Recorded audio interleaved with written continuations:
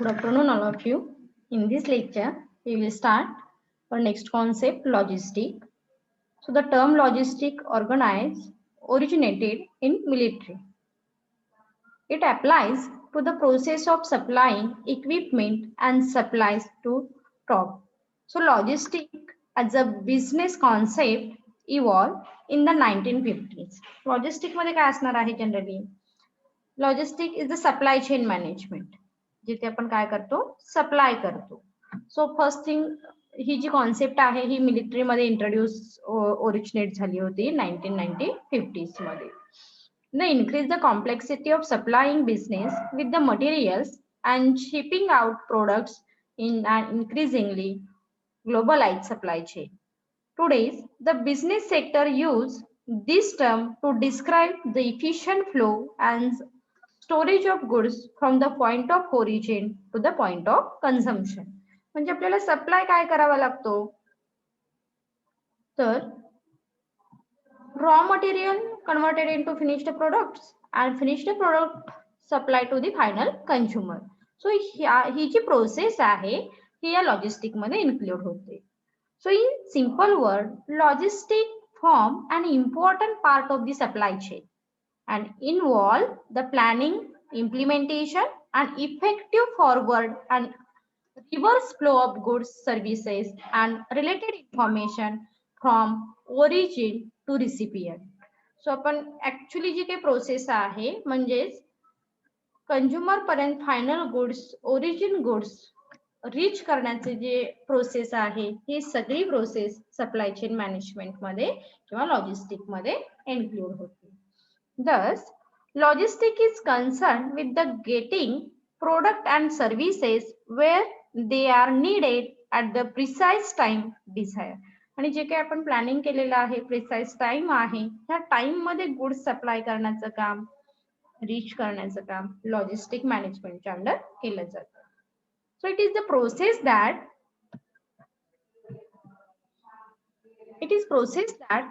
links supply chain participant into integrated operation.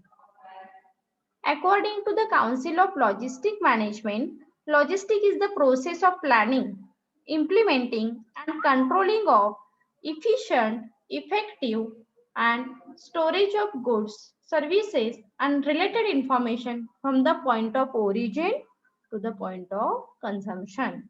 So consumption point आणि origin point ह्यामधला जो distance आहे हा fill up करण्याचं काम लॉजिस्टिक मॅनेजमेंट करत असते. मग यासाठी प्लॅनिंग करणं, इम्प्लिमेंटेशन करणं, कंट्रोलिंग करणं, वेगवेगळ्या टेक्निक्स यूज करणं. So these are include in supply chain management और logistic management.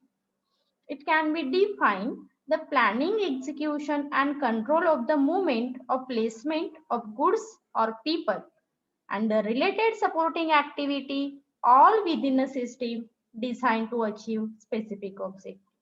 So supply chain logistics एक फॉर्म्युला दिलेला आहे. Logistic is equal to supply plus material management plus distribution. Okay, so तिन्ही गोष्टी या लॉजिस्टिक मध्ये इन्क्लूड होती. Logistic management try to have the right product at the right quantity at the right place at the right time with the right cost. Okay, ज्या सगळ्या right गोष्टी आहेत ह्या सगळ्या लॉजिस्टिक मॅनेजमेंटच्या अंडर मेंटेन केल्या जातात. तो पुढे जाऊ आपण. लॉजिस्टिक नेटवर्क काय आहे बघा.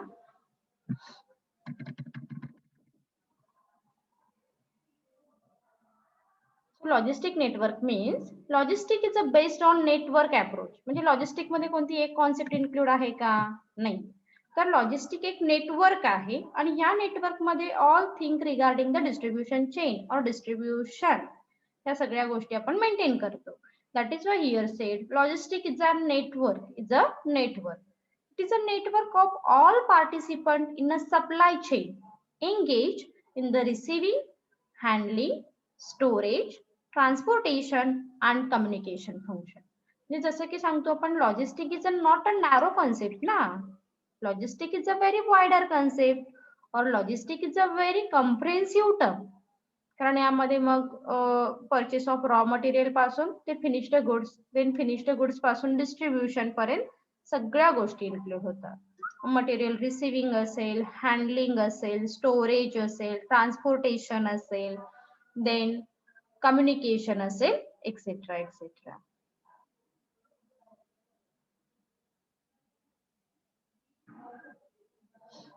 Then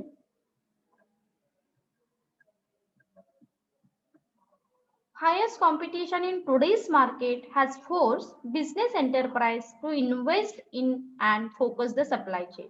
आणि जसं की आपण नेहमीच म्हणतो, generally success of businesses depends on supply chain management. जर तुमचं फायनल प्रोडक्ट हे प्रॉपर कंझ्युमर पर्यंत राईट टाइमला रीच झालं तरच काय होणार आहे, सप्लाय चेन मॅनेजमेंट ही इफेक्टिव्ह होऊ शकेल किंवा लॉजिस्टिक हे इफेक्टिव्ह होऊ शकेल. So the growth of telecommunication and transportation technology has led to further growth of the supply chain. So that is why here said supply chain is also known as the logistic network. Supply chain म्हणजेच काय आहे तर logistic network आहे.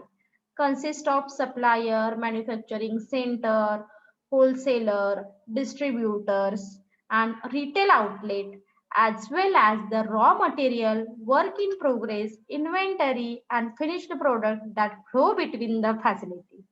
So जसं की सांगितलं हे दोन पार्ट मध्ये इन्क्लूड असेल.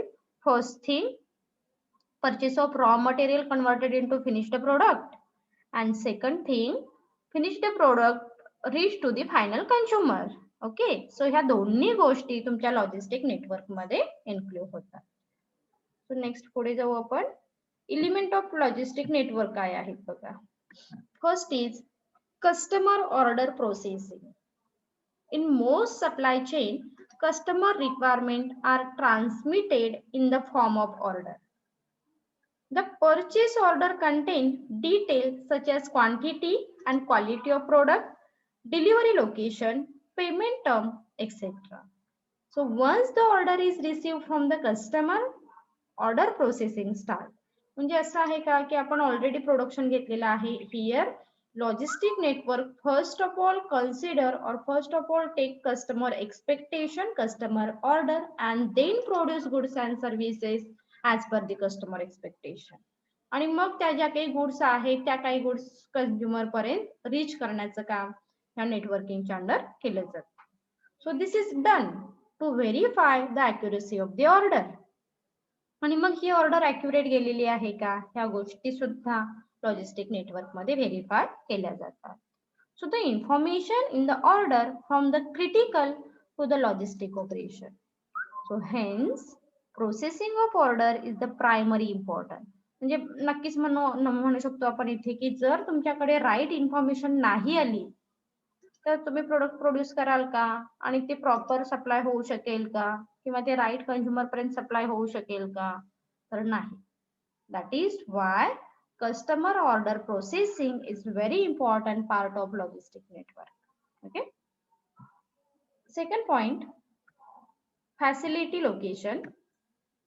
Facility location decision play an important role in the design of supply chain network. So logistic must design the location of facility from where the logistic operation would be carried out and their interconnection.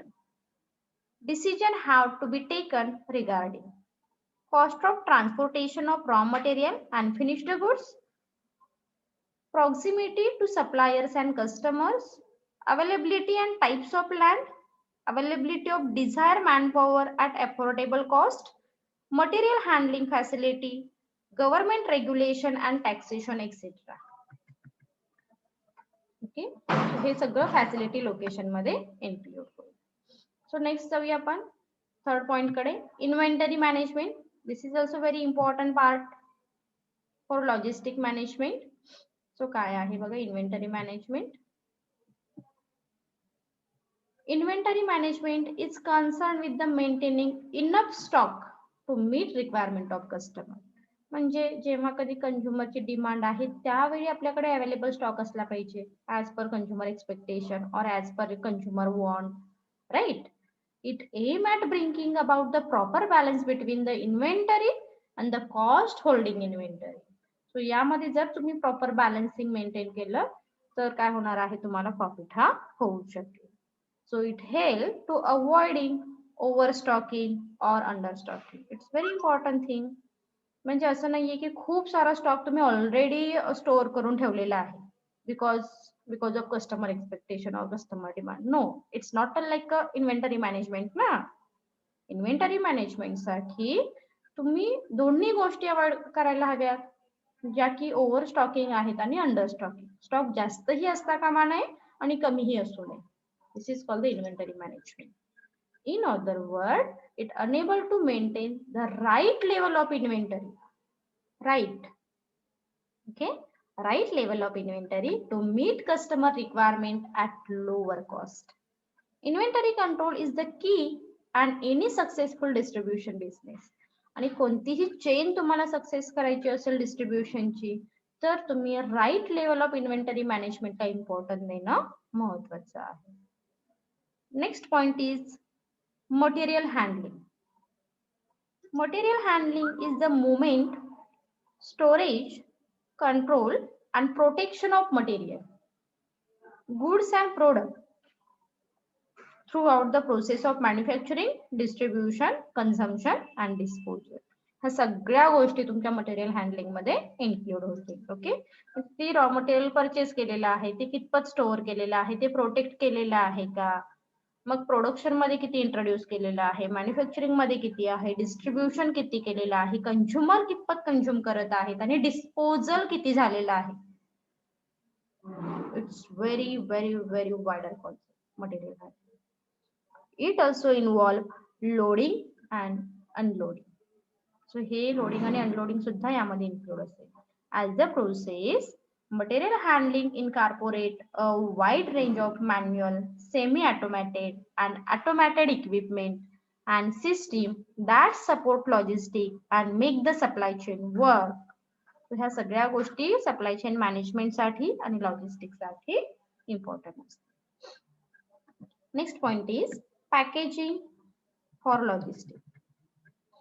In terms of logistics, packaging is the technique of preparing goods for transport. जसं की पॅकेजिंगचं intention काय म्हणतो आपण, basic intention और basic purpose of packaging to the attract customer. Sorry, पहिलं purpose काय असणार आहे, प्रोटेक्ट टू द प्रोडक्ट. त्या प्रोडक्टचं प्रोटेक्शन झालं पाहिजे, ह्या इंटेन्शनने, ह्या पॉइंट ऑफ व्ह्यूने आपण पॅकेजिंग करतो. And second thing is very important, like customer attraction. Okay. So तुमच्या पॅकेजिंग मधून कस्टमर अट्रॅक्ट होणं सुद्धा महत्वाचं आहे. And this is very important part of logistic और logistic management. So packaging help the minimizing loss and damage to the product at various stage of distribution. म्हणजे distribution काही तुमचं इझी असणार आहे ना, तुमचा जो काही सप्लाय आहे, सप्लाय चेन आहे, इट्स नॉट लाईक इझी. आणि अशा पद्धतीने, अशा पॉइंट ऑफ व्ह्यूने तुम्ही पॅकेजिंग करणं हे महत्वाचं आहे, जेणेकरून लॉस कमी होतील, डॅमेजेस कमी होतील. So some of the decision which have to be taken in the respect of packaging. Packaging करताना तुम्हाला कोणत्या गोष्टी महत्वाच्या आहेत. First thing, packaging requirement for the material. त्या मटेरियलला किती रिक्वायरमेंट आहे पॅकेजिंगची, ह्या गोष्टीच्या आधी स्टडी करणं महत्वाचं आहे. Primary and secondary packaging.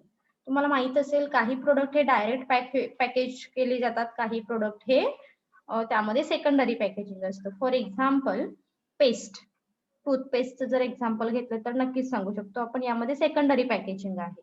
First जी काही पेस्ट आहे त्याची एक बॉटल वेगळी असते आणि त्याच्यानंतर त्याचा कव्हर जो काही आहे तो वेगळा असतो. So primary packaging and secondary packaging. Primary packaging मध्ये मग तुम्ही सांगू शकाल की हँड वॉश जे असतात ते डिरेक्टली एका पाउच मध्ये पॅक केलेले असतात बघा. So this is called the primary packaging. म्हणजे ज्या प्रोडक्टला एकच कव्हर आहे हा प्रायमरी पॅकेजिंग मध्ये. आणि सेकंडरी पॅकेजिंग मध्ये काय येईल, मग ज्या प्रोडक्टला डबल कव्हर आहे, 2 कव्हर आहेत, 3 कव्हर आहेत. सो हे सगळे ट्रान्सपरंट किंवा सेकंडरी पॅकेजिंग मध्ये इन्क्लूड होते. Then cost of packaging, it's very important thing also. Packaging साठीच खूप तुम्ही एक्सपेन्सेस पे केलेला आहे असं नको, कारण आपण ते पैसे कंझ्युमर करून काय करत असतो तर कलेक्ट करत असतो. और these expenses are include in our cost of production. That is why cost of packaging कडे तुम्ही कॉन्सन्ट्रेट करणं महत्वाचं आहे. Then Transportation requirement for packaging such as vibrate proof, waterproof, moisturized, etc. etc. So ह्या सगळ्या गोष्टीसाठी सुद्धा तुम्ही कॉन्सन्ट्रेट करणं गरजेचं आहे. व्हायब्रेट झालं एखादं प्रोडक्ट तर ते डॅमेज होणार आहे का, वॉटरप्रूफ असणं महत्वाचं आहे, मॉइश्चर काही असे होऊ शकेल का त्या प्रोडक्टला. So recycling of packaging material, marking and labeling, etc. etc. So all these things are including under packaging for logistics, right? Next point is transportation. Transportation is one of the most viable element of logistic operation. It is a fundamentally important function and has the most viable cost. Hence, lot of importance is given to transportation is the logistic process. कारण transportation शिवाय आपण एखादं product reach करू शकतो का consumer पर्यंत? नाही. That is why here say transportation is the fundamentally important function of logistics. So transportation facilitates the movement of goods from the supplier to the buyer. There are few basic model of transport like rail transport, road transport, air transport, water and pipeline also. So मग mode of transportation कोणते use करायचे आहेत? This is also depends on our product type ना. So mode of transport वरती concentrate करा, as well as cost of transportation, speed of transport, urgency of product, nature of product, location of consumer, etc. etc. म्हणजेच काय, for example आता इथे specially सांगितलेलं आहे speed of transport. मग जसं बघितलं आपण रेल ट्रान्सपोर्ट आहेत, रोड ट्रान्सपोर्ट आहेत, एअर ट्रान्सपोर्ट आहेत, पाईपलाईन ट्रान्सपोर्ट आहे. अर्जन्सी किती आहे तुमच्या प्रोडक्टची हे फार महत्वाचं आहे. फॉर एक्झाम्पल जर व्हेजिटेबल आपल्याला काय करायचे आहे, कंझ्युमर पर्यंत रीच करायचे आहे, मग यासाठी आपण जे सुटेबल ट्रान्सपोर्टेशन आहे, एअर ट्रान्सपोर्टेशन यूज करू का? ओके ठीक आहे, मग त्यासाठी आपण रोड ट्रान्सपोर्ट यूज करू किंवा रेल ट्रान्सपोर्टेशन यूज करू. मग यामध्ये पण बऱ्याच व्हरायटी तुम्हाला बघायला मिळू शकतात. म्हणजेच आपलं प्रोडक्ट काय आहे, कंझ्युमरचं लोकेशन कुठे आहे, अर्जन्सी किती आहे, त्याच्यावरती here we choose the transportation mode, right? And last point is warehousing. So warehousing refers to the holding or preserving goods in huge quantity from the time and their purchase of product till the actual use of sale. Warehousing खूप महत्वाचा role play करेल. जेव्हा कंझ्युमरला गरज नाहीये तेव्हा ते product store करेल आणि जेव्हा कंझ्युमरला गरज आहे तेव्हा ते प्रोडक्ट सोल्ड करेल. So warehousing is an integral part of the supply chain network. In this era of globalization, tremendous competition, the role of warehouse has changed just from storing and issuing of goods to important strategy roles. So today's warehouse must operate with the high efficiency to meet the various requirements of the logistics system. So the major decision in warehousing, location in the warehouse. तुम्हाला warehouse वरती concentrate करायचंय ना, मग तुमचं warehouse कुठे असायला हवं. First thing important आहे, that means location of warehouse. Second thing, inventory level at the warehouse, कोणत्या टाईपची इन्व्हेंटरी लेवल तुम्ही तिथे मेंटेन करणार आहात. And third most important thing is availability of proper material handling system. मी तिथे कशी availability मेन्शन केलेली आहे हे सुद्धा काय असणार आहे तिथे इम्पॉर्टंट असेल. Okay, so this is the element of warehousing. So now we start our next concept or next question, importance of logistics. So logistics help in creating value for the company's customer, supplier and other stakeholders. जर logistic proper नसेल, we can't reach our final consumer to the final consumer. We can't purchase the right quantity like a raw material. Okay, म्हणजे ज्या सगळ्या काही गोष्टी right आपण बघितल्या, ह्या कोणामुळे पॉसिबल होणार आहे, तर तुमच्या लॉजिस्टिक नेटवर्कमुळे. म्हणून काय सांगितलेलं आहे बघा पुढे, It is the value added process which deliver the right product in the right quantity at the right place at the right time at the right cost. Okay, so details जाऊ आपण importance कडे. First, creating finished product. A manufacturer firm has to ensure there are enough raw material available to make the finished product.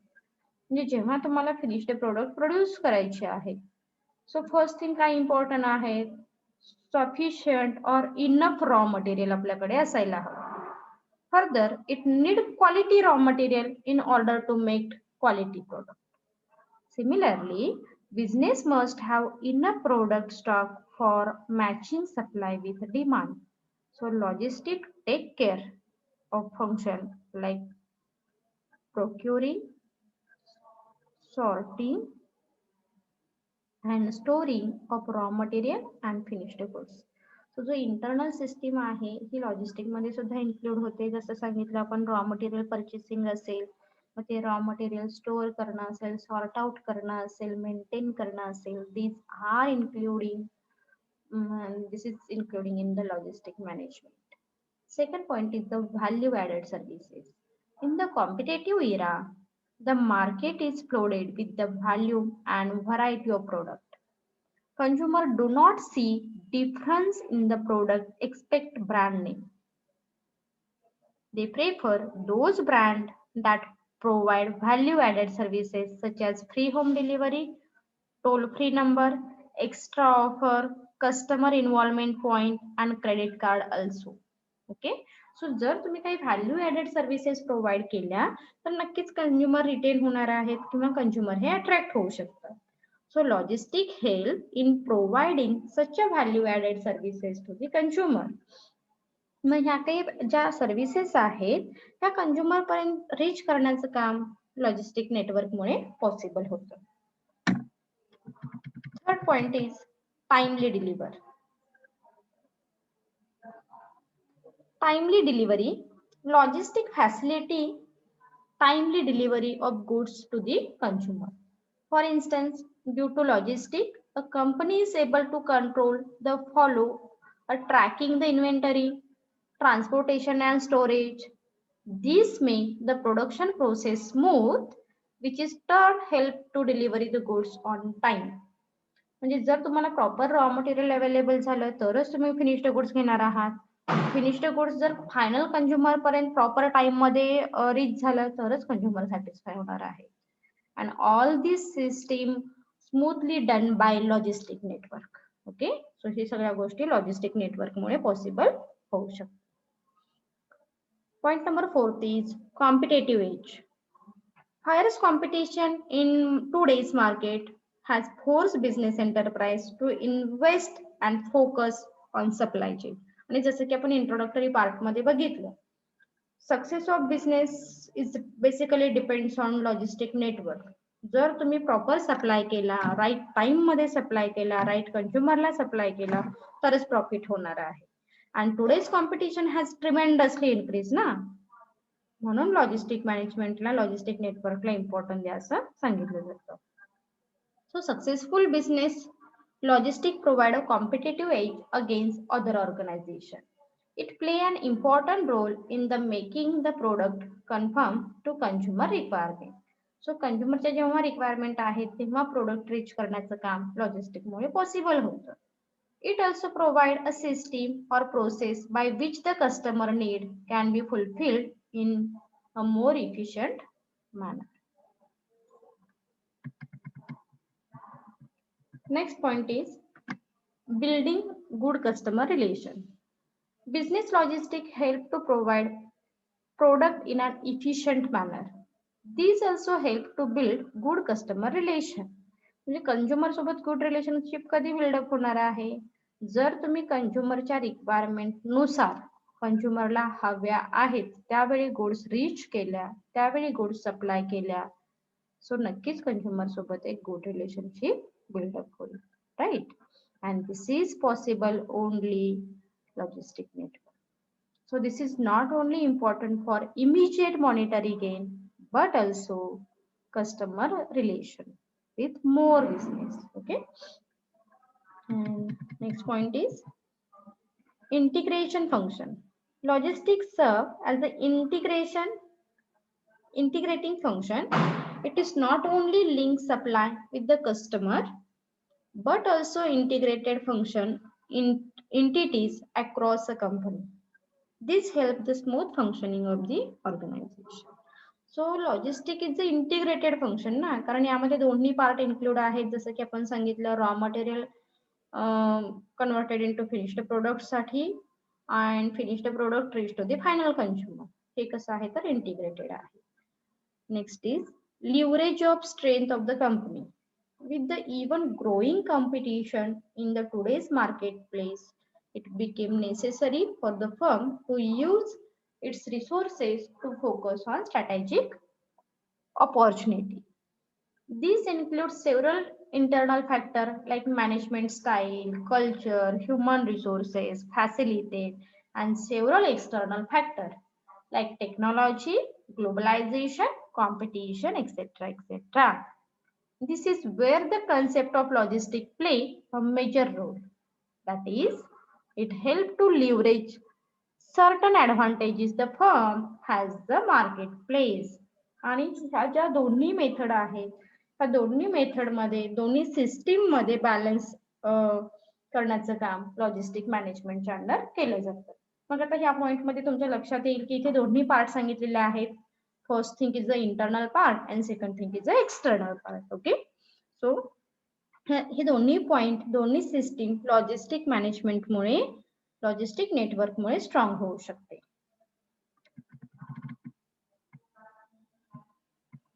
So आपण next question कडे जाऊ.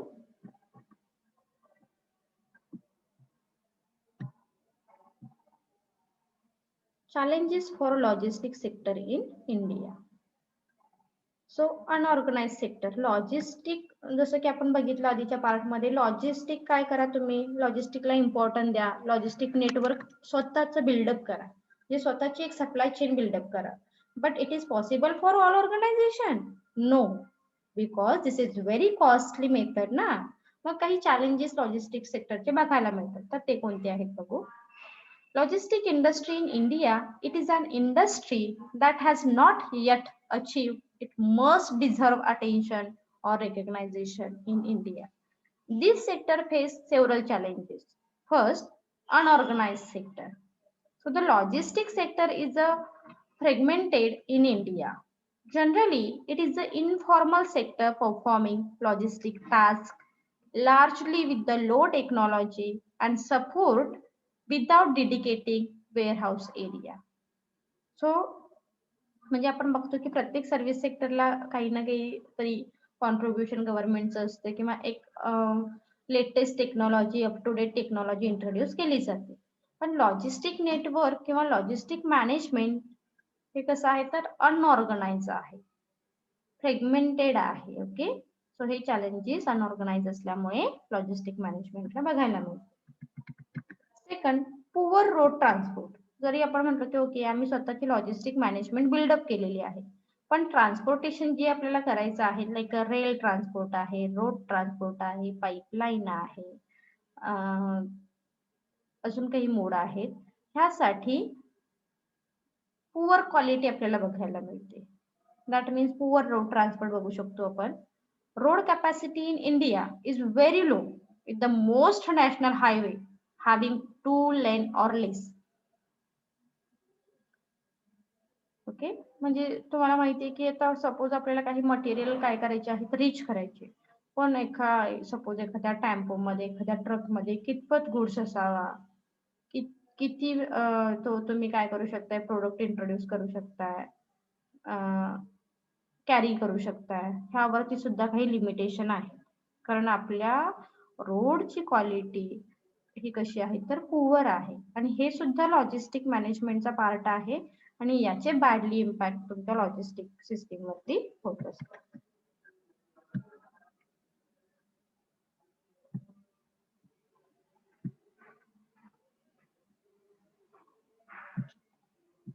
Then third point is problem of rail transport. म्हणजे हे सगळे आता ट्रान्सपोर्टची related असेल. जसं आपण आता रोड ट्रान्सपोर्टची क्वालिटी कशी आहे तर खराब आहे, त्यामुळे प्रॉपर आपण ज्या गुड्स आहेत त्या फायनल कंझ्युमर पर्यंत रीच करू शकतो असं नाही है ना. किंवा most of the time we spend lots of time for transportation in transportation. Then third point is the problem of railway transport. Since independence, little investment has been made in a railway infrastructure. Hence, important railway network are overstated. Secondly, rail freight tariff are high. This is because Indian Railway follow a policy of subsidizing passenger traffic and freight tariff. So the Indian rail freight rate are one of the highest in the world. It's very important thing. बाकीच्या जर कंट्रीशी compare केले तर जे freight charges आहेत, tariff charges आहेत, it's very high. म्हणजे in general आपण जेव्हा काय करतो म्हणजे ट्रॅव्हलिंग करतो ते रेट वेगळे आहेत आणि जेव्हा हे टॅरिफचे जे रेट आहेत किंवा फ्रेटचे रेट आहेत, it's a very high railway transportation मध्ये. Okay, that is why so this is the challenges faced by the logistics sector. Next point is the poor port infrastructure. Coastal shipping in India is hampered by the inadequate port and landside infrastructure, which hamper large scale use of the freight movement. 70% of the seaborne trade is handled by 2 of its 12 major ports. So while 180 minor port go virtually unutilized. So जसं की सांगितलेलं आहे 180 minor port आहेत हे कसे आहेत तर अनयुटिलाइज आहेत आणि प्रत्येक वेळी म्हणजे जसं म्हणतो ना आपण की कोस्टल किंवा ह्या port as per hour convenience नाहीयेत ना, किंवा आपल्याला जिथे जायचंय तिथे काय म्हणतो आपण तिथे नाही रीच होऊ शकत. सो हे सुद्धा एक चॅलेंजेस आहे जे ह्या लॉजिस्टिक मॅनेजमेंटला किंवा लॉजिस्टिक नेटवर्कला फेस करावं लागतं. Over port infrastructure. Then next point is problem with air transport. So air ट्रान्सपोर्टेशनचं पण माहिती आपल्याला तिथे खूप सारं वेट असणारे प्रोडक्ट आपण ट्रान्सपोर्ट करू शकतो का? नाहीये. So air cargo has also not taken off significantly in India. With increased volume of cargo, major airports are getting congested, resulting into long waiting time. आणि बऱ्याच वेळी माहिती ते चेकिंग वगैरे वगैरे जे काही असतं ह्यासाठी लॉट्स ऑफ टाइम आपल्याला तिथे स्पेंड करावा लागतो. So the waiting time for export in India is 50 hours compared to world average of 12 hours. While the waiting time for the import in India. मग ह्या ज्या वेटिंग आहेत किंवा त्यांचे लिमिटेशन जे काही आहे याच्यापेक्षा आपण मग काय करतो बाकीच्या ज्या ट्रान्सपोर्टेशनला इम्पॉर्टंट देतो. Next point is a multiple check point. Taxes of trade, different documentation required at the entry checkpoint of the different state consume time and increase complexity of trade between state. आणि जसं की आपल्याला माहिती आहे आपण एका state मधून दुसऱ्या स्टेट मध्ये जायचं असेल तर खूप सारं चेकिंग आहे, डॉक्युमेंटेशन आहे. ओके, काही टॅक्सेस आपल्याला प्रोव्हाइड करावे लागतात, टॅक्सेस पे करावे लागतात, ऑक्ट्राय पे करावा लागतो. So this is also big challenges face by the logistic network. And last point is problem of warehousing. In India, warehousing has been dominated by small players. Around 80 to 85% of the warehouse are traditional with the size of less than 10,000 square feet. So most of these warehouses are not leak proof. They are not equipped with the security system, tracking facility etcetera. So जरी warehousing बघितले तरी जे small player आहेत तेच काय करतात म्हणजे small player आहेत ह्यांना डॉमिनंट राहावं लागतं, कारण लार्ज ज्या कंपन्या आहेत ह्याच फक्त स्वतःचा वेअर हाऊस मेंटेन करतात आणि त्यांची फार फार तर साईज किती सांगितलेली आहे तर 10,000 स्क्वेअर फीट एरियावरतीच वेअर हाऊसिंग काय तितकाच एक प्लेस वेअर हाऊसिंगला दिला जातो. मग त्यामध्ये पण तितकी सिक्युरिटी असेल असं नाहीये. ओके, सो हे सुद्धा एक चॅलेंजेस आहे हे लॉजिस्टिक मॅनेजमेंटला फेस करावं लागतं. अदर चॅलेंजेस काही दिलेले आहेत the logistic industry has hampered by the low rate of technology adoption and poor skill labor. म्हणजे लॉजिस्टिक प्रॉपर असण्यासाठी काही स्किल बिल्डअप करू शकत नाहीये आपण, किंवा याच्यासाठी काही ऍडव्हान्स टेक्नॉलॉजी नाहीये. जसं की आपण बघितलं, आपण स्वतःच सपोज एखादा ट्रक ट्रान्सपोर्टेशन साठी आपण परचेस केला, पण ट्रक ट्रान्सपोर्टेशन परचेस केल्यानंतर आपण रोड नाही ना बिल्डअप करू शकत. जे काही सोर्सेस ऑफ ट्रान्सपोर्टेशन आहे, so this is also badly impact on our logistic management. So हे जे चॅलेंजेस आहेत, हे काय करतात तर ह्या बिझनेस वरती, प्रॉफिट वरती, कंझ्युमर सॅटिस्फॅक्शन वरती इम्पॅक्ट हे करत असतात. आणि याच्याकडे फारसं सिरियसली कोणी बघत नाहीये, कारण this is not a organise sector, right? So this is the challenges faced by the logistic management. Thank you.